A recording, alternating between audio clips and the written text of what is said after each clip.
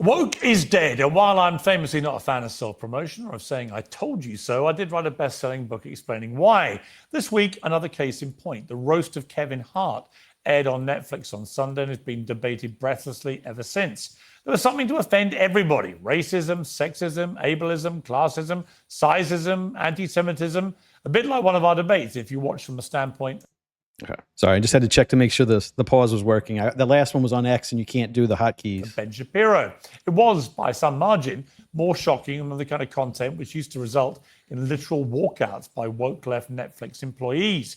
The era of anything goes is truly back in full swing, it seems. But that doesn't mean everyone's enjoying it. Jokes about Charlie Kirk and George Floyd, for example, have sparked a heated debate about whether insult humour oversteps the mark, and about the competing hypocrisies of the left and right. So can comedy ever go too far? And if the answer is yes, where is that line and who should get to decide? Regular viewers probably know my view. The line is wherever I decide it should be, often based on whether I personally like or know the person involved. And so for a change, I'm going to let my comedy panel have their say. They each have a strong track record for making us laugh, in some cases unintentionally. Podcaster and comedian Dave Smith, who's back on tour. That was Adam that does it unintentionally. In June, tickets are definitely available, although I'm here running out quickly. Returning to Uncensored, Adam the Body Bag Sosnick. PBD tells me this will be his very last chance on Uncensored. I'm sure he will grasp. Media personality Emily Wilson, host of the Piers. Emily Saves Qatar podcast, and Jay Dyer. So welcome to all of you. Why is Adam on the comedy panel? Let's start. Emily, I was a failed stand-up comedian. That got into finance and decided to focus on making money, which I know a lot of you influencers Should have focused on the failed part, Adam. need to learn a little bit more about that, but happy to be here, Piers. Well, hopefully we'll learn as we go along about comedy in the modern age, particularly this year. Because, Dave, as I said at the start, I wrote a book called Woke is Dead, and the premise of it was not that it was actually finished off, but the worm had turned about this kind of thing. And there can't be a bigger example. That's right. A feminist wrote a book putting down woke, and he's still a feminist. Surely. The Netflix, which has historically been filled with many, traditionally woke employees who had protested, numerous times about stuff, who on this occasion have allowed Netflix to air one of the most inappropriate, outrageous, shocking, shaming, and all the other isms that I recited earlier about absolutely everything shows imaginable. The ones he used to use on everybody because he's woke. What does that tell us about where we've reached in the woke trajectory?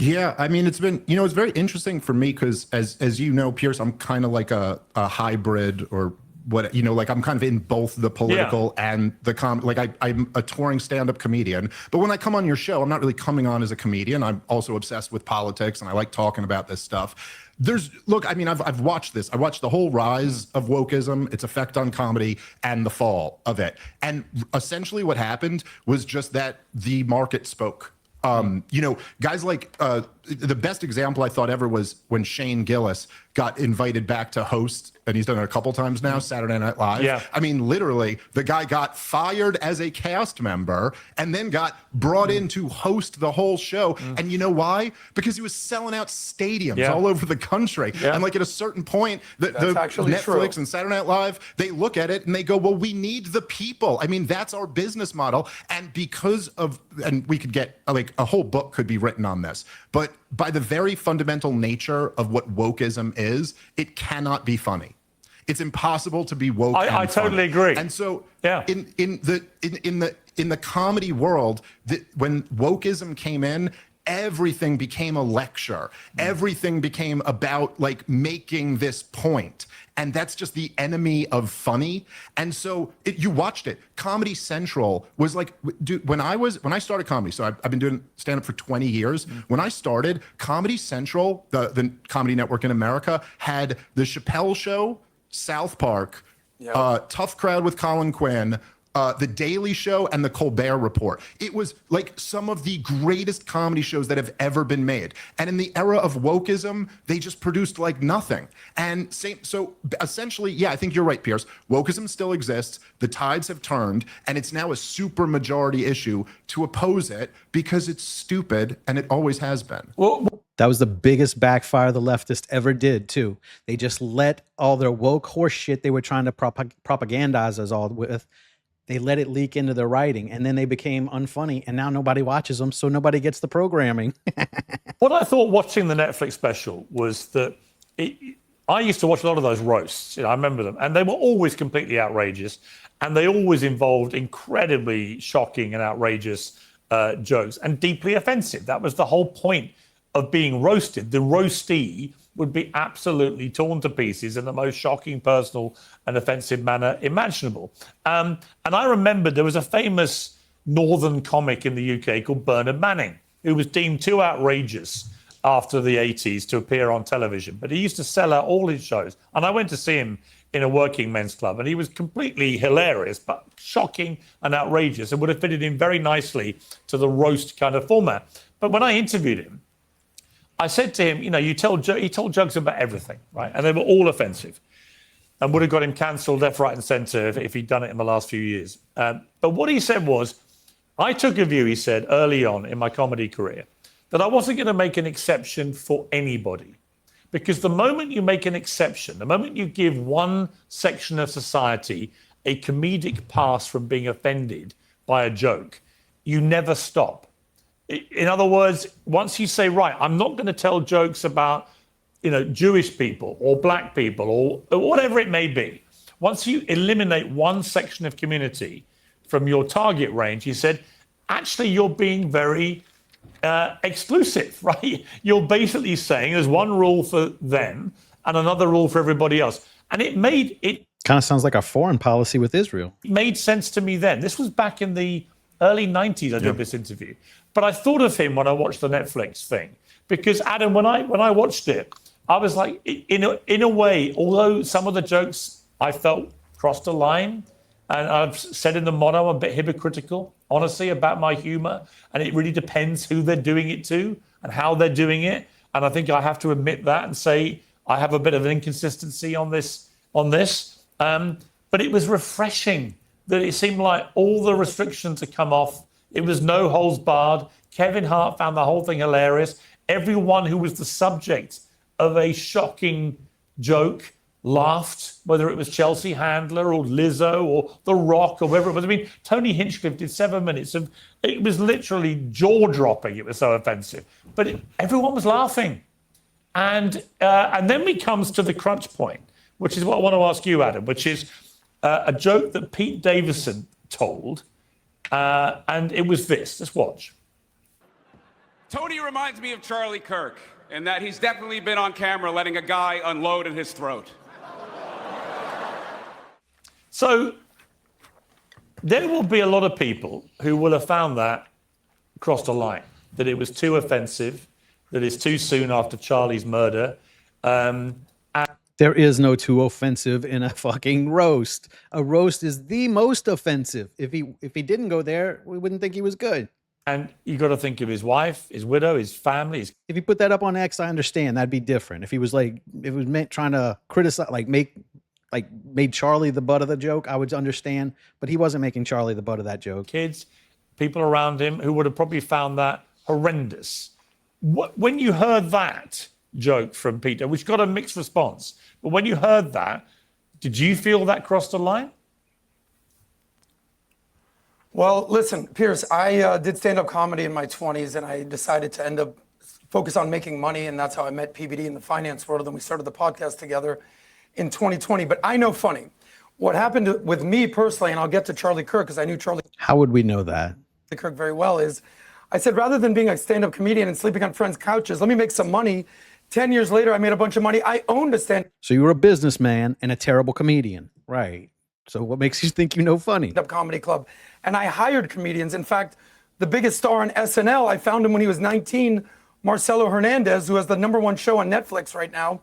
He actually worked for myself and PBD at Valuetainment. So I know funny. I'm sitting in a van down by the river right now sweating my tush off right here. I'll shout out to Chris So you just said tush. You're not funny. Farley. I've been around funny people. In fact, you know Vinny Oshana, who's on your show, one of the funniest, greatest people who's about to cross 1 million in comedy. He's incredible. But there's also people who make their name in this career by not being that funny. Pete Davidson is one of them.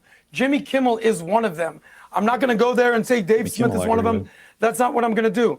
But the reality is Charlie Kirk was an absolute hero. And what's happening with him, people are literally taking their proverbial shots at him. The bottom line is this. Pete Davidson, name one famous joke he's ever made. I can tell you jokes that Dave Chappelle made, that George Carlin made, that every... Why would you be remembering people's jokes? Is that so you can steal them? Like, funny people don't remember other people's jokes like that. Single comedian that famously made, Chris Rock, right? Bring me the big piece of chicken. What has Pete Davidson ever done that's been funny? In fact, when your dating career I agree. is more in the headlines than your comedy career, you're probably not that funny. So it's just par for the course. But the bottom line is this. We need to stop being so offended in this country and realize that free That's like a double negative. If an unfunny guy says you're not funny, that might mean you're funny. societies love comedians. And that's where we are. Right, but so you end with a little stinger at the end because it looked like you were going down a path of saying you thought Pete Davidson crossed a line. So do you think he crossed a line? And should Netflix have aired that joke? I don't think there's any line you can cross. The market will speak. If Pete Davidson wants to start doing stand-up comedy shows again and nobody shows up, let the market speak. I believe in free market capitalism. I don't believe in censorship. I don't believe in cancel culture, even if you're unfunny.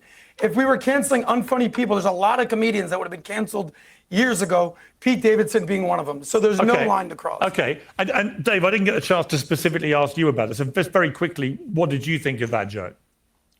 It was hilarious. It was a great joke. I don't even like understand entertaining this conversation of whether it crossed the line. And as you pointed out, Piers, right? Like it just shows everybody's hypocrisy immediately because like the people who are outraged about the George Floyd joke aren't outraged about the Charlie Kirk joke and vice versa. It's a roast. It's edgy comedy. And if you don't like it, then don't watch it. It's really that simple. And, you know, I mean, look, I'm friends with Pete, or I was friends with Pete when we were coming up in comedy together. And like, again, Adam can have whatever opinion he wants on who he thinks is funny and who isn't funny. The bottom line is that millions of people love Pete Davidson. And if he does go on a stand-up tour, he'll be selling out giant theaters. So like, if you don't like it, that's fine. And he also, that was a hilarious joke. He also does a lot of these roasts and he regularly has awful jokes told about his father who died on 9/11 and he laughs and accepts. That's true. Right, but Piers, but it's all about, obviously, right, with comedy, it's all about the intention, right? Like the intention of anyone doing comedy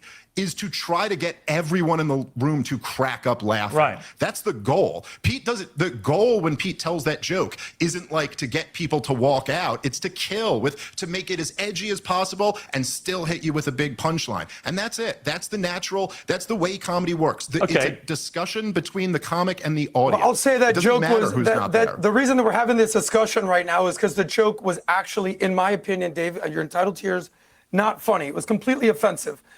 Gay Tony Hinchcliffe sexual reference to the throat. Sure. But Adam, couldn't you acknowledge, like, and I'm not trying to take a shot at you here, you failed out of being a stand-up, well, you failed out of stand-up comedy and Pete Davidson became a multi-millionaire famous success from it. So maybe you're not in a position to determine whether it's good comedy or not. That was brutal. No, the fact that I owned a comedy club and I hired hundreds of comedians gives me the credibility to say, my God. I know what's Is it still up and running or is it shut down? funny and not funny. There is no because opinion. I've seen people There's no opinion. who sell out Let me just crowds. tell you this. Dave, listen, let me speak. Dave, let me speak. You just spoke. There's no one's Relax. opinion. Relax, Dave. Let me at least speak. Okay, I'm just. Are you gonna let me speak or no? I'm pretty relaxed. You started so well, you two. Okay, that's fine. That's fine.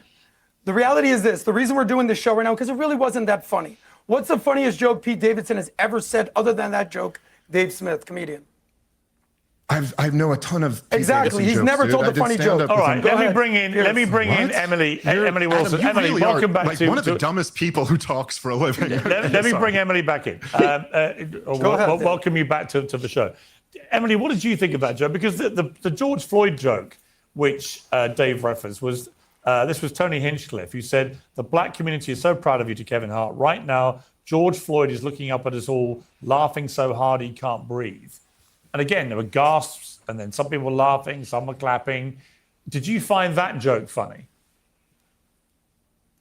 Well, yeah, Piers, I can't be a hypocrite. If you recall, you were very upset about my joke about George Floyd that I had made previously. So, yeah, I do think it's funny. I also don't put George Floyd and Charlie Kirk in the same category. I thought the entire special was really good. I thought it was really funny. The only problem is I just didn't think that joke about Charlie Kirk was... Why would they bring a woman on a panel to talk about comedy? Like, that's just a slap in the face. It's funny. I think he could have took that joke, used anyone else in a different scenario, and I think it would have been more funny. Then for you? Comparing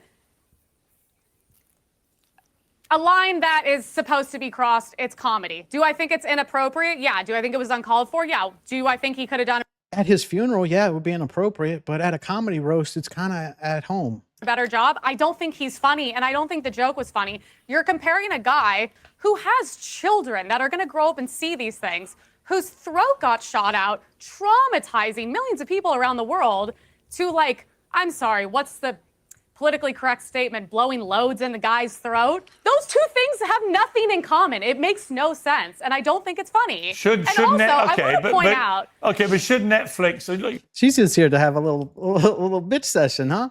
That's a comedian. That's what they think. That's what women. That's a comedian for women. Fucking. You're perfectly entitled to find it funny or not.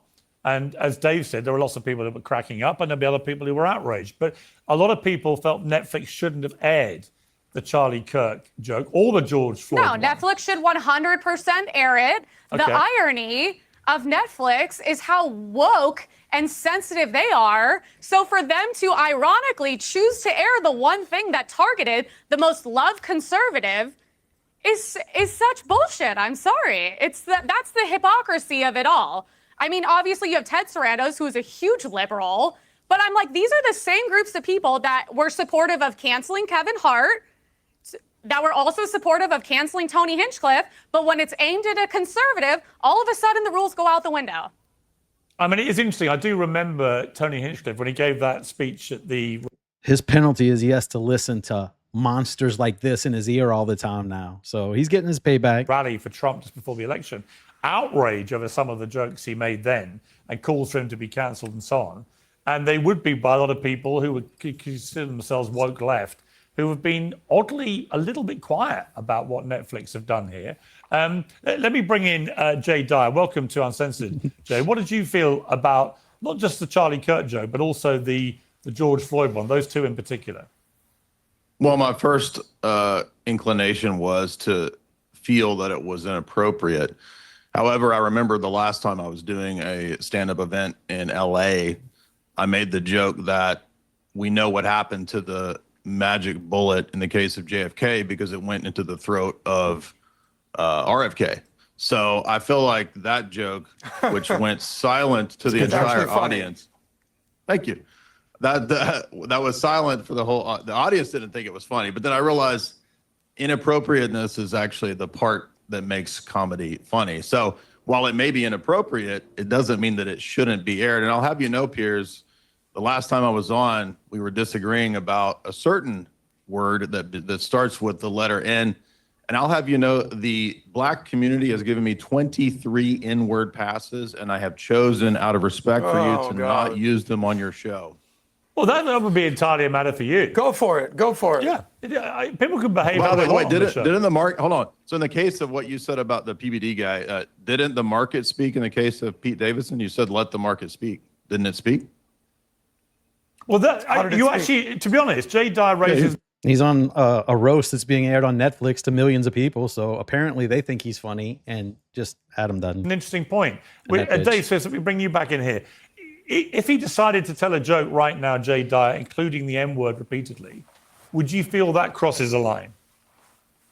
No, personally, no, I don't. If you're talking about a joke, if the intention is to be funny, then I think he's trying to make people laugh. And again, people can have whatever feelings they want to about this, but could I just point this out? Because this is a very, I've made this point a lot through the years of wokeism.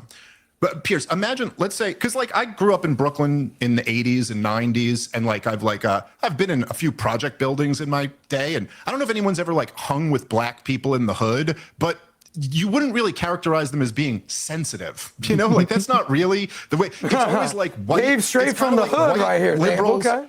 It's kind of like white liberals in defense of black people will like get very offended by this stuff.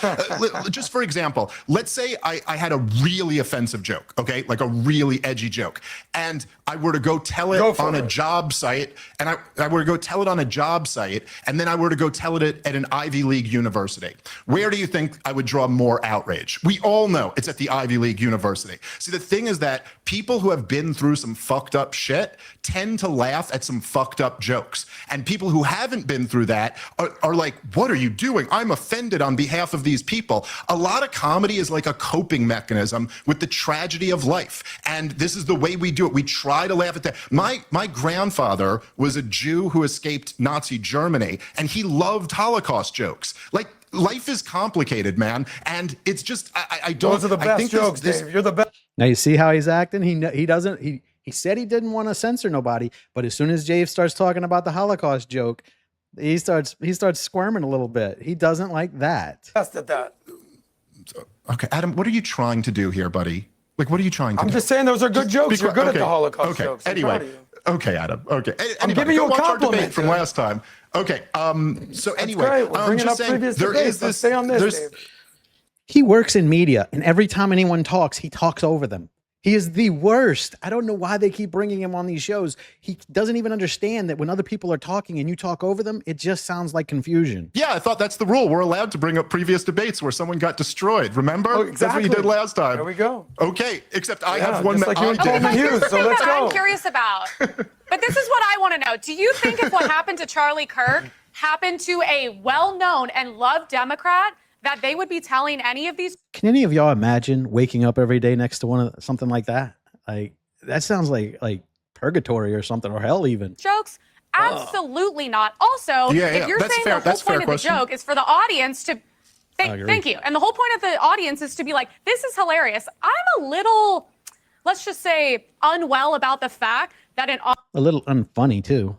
The joke to the audience about getting his throat shot out, which traumatized millions of people, is like, ha ha ha. But yet Shane Gillis was like half the time getting oohs when it came to race, women, Jewish jokes. And I'm like, so they feel way more comfortable laughing about him. And they wouldn't say that about a Democrat. They just wouldn't. Well, I certainly think it's true. I mean, had you had a big leading liberal Democrat figure assassinated like Charlie Kirk was, I don't think for a moment Netflix would have aired that joke about that person. So that I suspect there is a double standard, notwithstanding the fact that Netflix, in many people's eyes, deserve credit for sort of barreling through the woke period and saying, right, we're going to put this on our platform, right, with all its outrageous stuff. Piers, I think you're making a good point. By the way, I think Emily made a great point. And who said that women can't be funny? Look at Emily Save America right now. But I'll tell you this, let me just shift the conversation. I think we should stop being so offended by jokes and be offended by the people who actually committed the crimes. The Tyler Robinsons, the Luigi Mangionis, okay? I don't think the Ayatollah or Nazis are that funny. We should be outraged at those people, not people telling the jokes about the people that were assassinated by these people. So Charlie Kirk was an American hero. It's a shame to see how he's sort of a punchline at this point.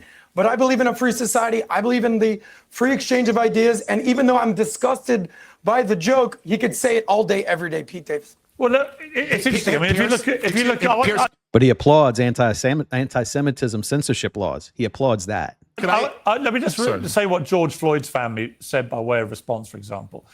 They responded through a spokesperson saying that Hart's decision to allow Tony Hinchcliffe on stage was sad for the culture, arguing that Hart should have stepped in before the joke landed, given Hinchcliffe's history of making similar remarks at other events. They said, we're trying to rebuild things for our community and make things better in our community.